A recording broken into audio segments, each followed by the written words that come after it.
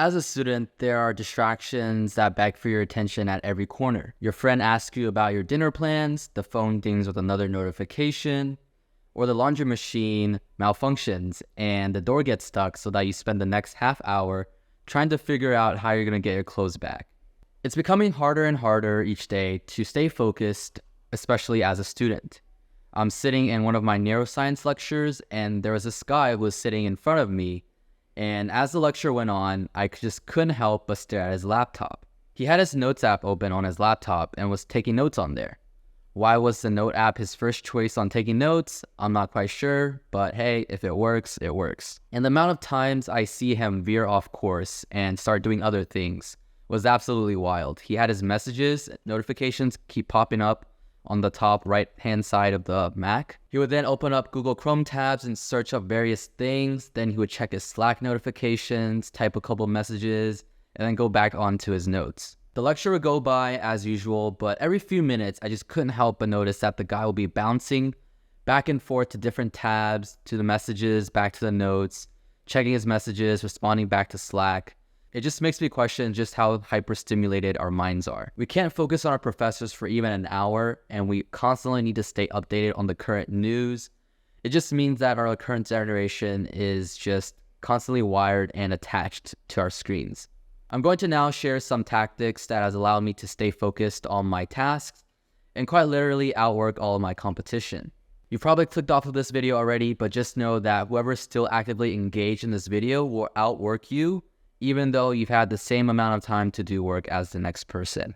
Tactic number 1, we have deep work. By intentionally setting up chunks of time in your routine to perform deep work is very powerful. Deep work is generally a chunk of time, around 45 minutes to 2 hours, where you're working without any distractions beside you. You're alone with just your assignment, so it is quite literally just you and the task that you must complete.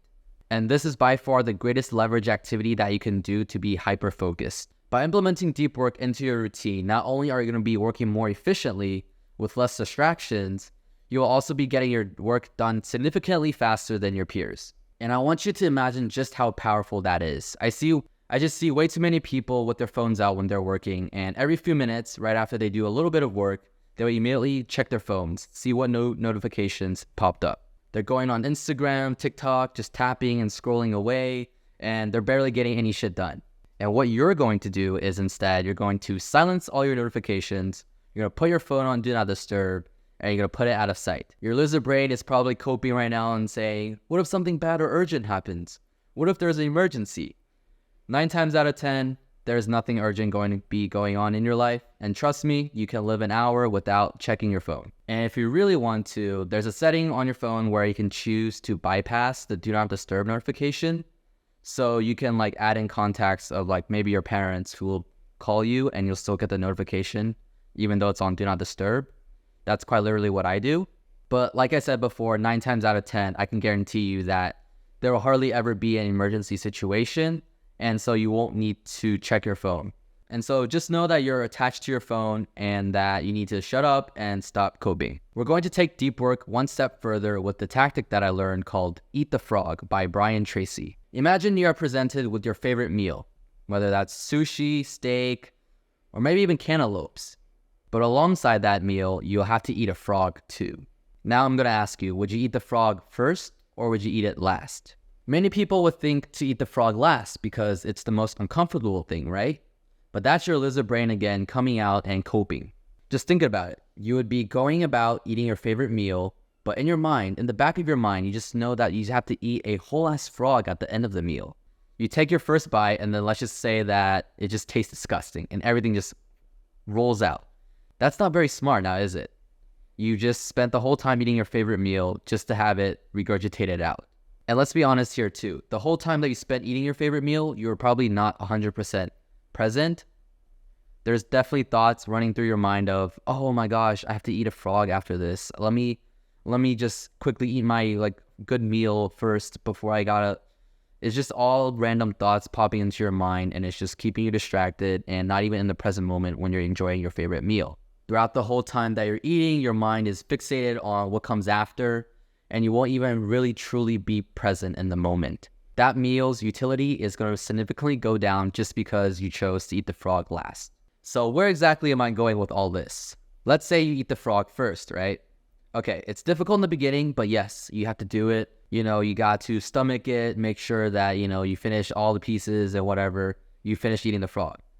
But after you finish it, all you have left is your favorite food to indulge in. You could think, yeah, like my favorite meal is just going to clean my palate. I don't have to even worry about the frog that I just ate. I can just go about my regular meal and start enjoying the rest of my food. Totally present in the moment and happy. And you might even feel a little bit proud of conquering that and overcoming your fear of eating frog, and then that your food might even start tasting even a little bit better than you imagined. Maybe there's like extra flavor, extra texture, or even extra sweetness. This is why you should start dedicating your energy and effort in doing the hardest task first. This means that when you sit down and you want to start a deep work chunk, the first one of the day, your first priority is always the hardest task first, aka eating the frog. It's the most challenging task, but once it's completed, you're able to go about your day without needing to carry that mental baggage. That baggage of, oh, I still need to complete this difficult piece set, or I need to still finish my essay. You wouldn't be able to fully really enjoy your day until that task's done. So you might as well just get it done first. So what I want you to do is to eat that frog and pair it with that deep work block, the very first deep work block of the day. And the final tactic that I have for you guys is to work fasted. Have you ever had a big meal and then afterwards you try and get some work done, but then you feel this immense tiredness, lack of focus, and mental fatigue? I always thought that if I had a big meal, then I would have a lot of energy. I would have a lot of energy to just do the hard work, right? But that's simply not the case. Your body actually requires copious amounts of energy to digest and process the food that you've just eaten. And that process takes a lot of energy, and you can kind of visualize it yourself. Just think like the whole chunk of steak, right? And you just ate a whole chunk of steak, and you need to convert that chunk of meat into energy that's usable for all the cells in your body. And so while you're digesting, your energy and focus will be temporarily compromised because your body is trying to convert that food that you just ate into usable energy. And so the tactic here is to not do anything cognitively difficult after consuming a big meal. So for me, I like to get up early in the morning and I do my hardest difficult task first, completely fasted. So there's nothing but water and sometimes black coffee in my body when I'm doing the most difficult task. And I don't eat until about 12:30 in the afternoon. And if you're not convinced, you can try this out yourself. One day, just get up and don't eat anything until you get your first deep work session done. And then let's say you wait another day, and then before you start working, you try eating a very hearty breakfast. You can immediately notice the difference in your energy levels there. I was never a big breakfast person, and so this tactic was fairly easy for me to adopt. However, for some, it might take time for your body to adjust. And so I would just leverage this piece of information that I just gave you and to just load up the most difficult task in the beginning, maybe before you eat like a big meal. And you can just notice how hyper-focused you'll be when you are working completely fasted. And so if you are an overachiever like me, I would suggest you combine all three of these tactics all in one go. And so for me, I really like waking up early. And so when I get up in the morning at around like 7, I'm completely fasted from the previous night, and I would just go about my regular morning routine. And then afterwards, I'll go into deep work mode. So essentially, I have nothing in my body except for water, and I'll be eating the frog. Doing the most difficult and mentally demanding task of the day, knocking it out immediately, and then sometimes I even like finish before my roommates even get up.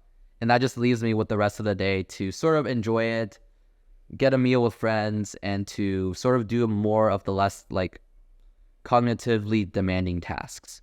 And so if you want to become the top 1% of students, this is what it will take. Internalize what I've just said and implement it into your routine. I really hope this video sheds some light on what it actually takes to do the deep work and to become hyper-focused. And so with that being said, I'll see you guys in the next video.